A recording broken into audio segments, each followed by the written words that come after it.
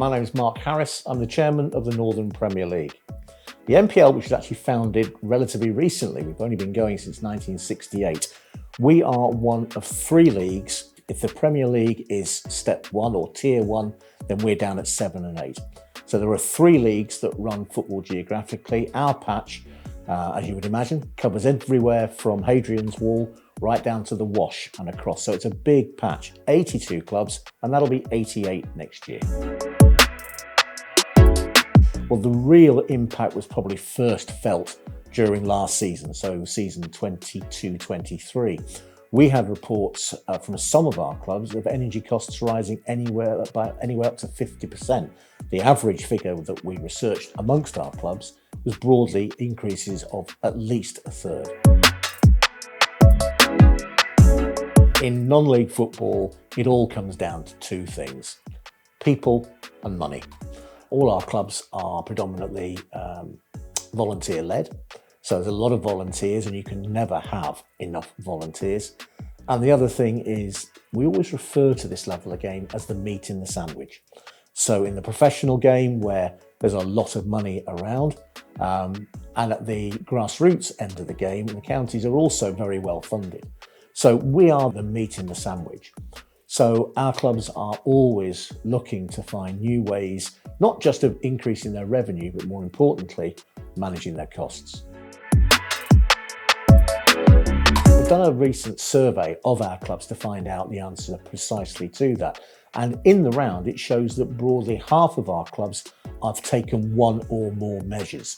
And what we looked at was the incidence of LED floodlighting, switching to that, whether it's in terms of aggregated procurement, driving the best possible deals, then also looking at HVAC, things of that nature, and of course, electric vehicle charging. So all of those areas of sustainability.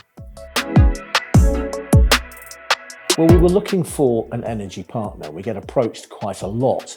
The real reasons that we went with Troo is an understanding of this level of the game, which is crucial. Many companies out there don't really get the fact that we are a level of football that is reliant on volunteers, that the clubs have relatively small numbers or modest numbers in terms of fans, and they don't have huge infrastructures off the field because they're volunteer run. But we felt it was a really good fit with Troo, and the measure of that, I think, has been the adoption by our clubs of opening up conversations with Troo. So we're delighted with the progress so far.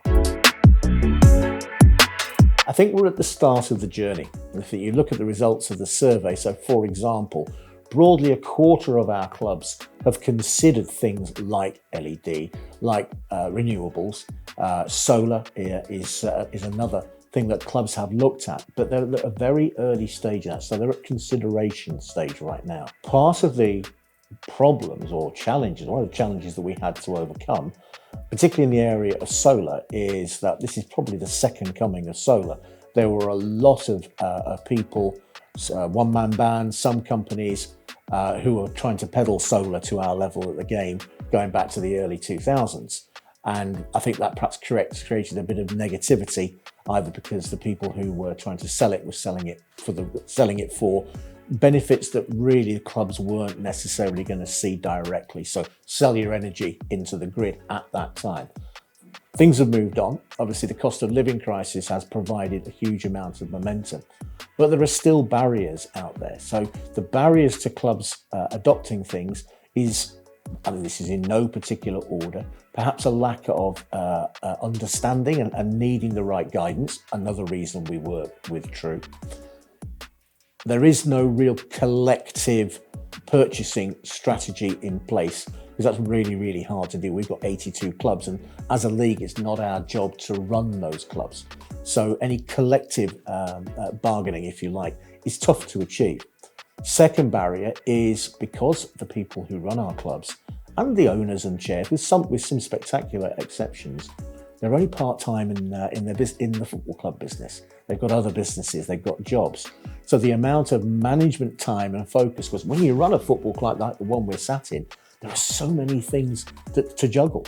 And for the people right at the top of the organisation, predominantly a chair, some are lucky enough to have a chief executive, you've got to balance things like making sure that the facilities are compliant with the requirements. then there's a slight matter of all those footballers you have to employ, and believe it or not, they do need some managing sometimes. And all the 101 other things. So whilst energy efficiency and energy procurement has gone higher and higher on most clubs' priorities list, it's simply one. What we need to achieve over the next year, which we will hopefully do with Troo's support, is understand of that quarter of clubs that are currently got things under consideration, like EV charging, like solar, like HVAC, things of that nature. We've got to make sure we help them get from the considering it phase into the we're going to do it phase. I was really impressed by the results that we got from our survey, which showed that, with I think only one exception, which is in the area more of HVAC, there's at least one club that has already implemented. So this is something that will grow. We have a thing, particularly in non-league football, called the boardroom principle, which is that time on a Saturday afternoon when you get there at broadly 1:30, 2 o'clock, between then and kick-off. That's when directors talk to each other.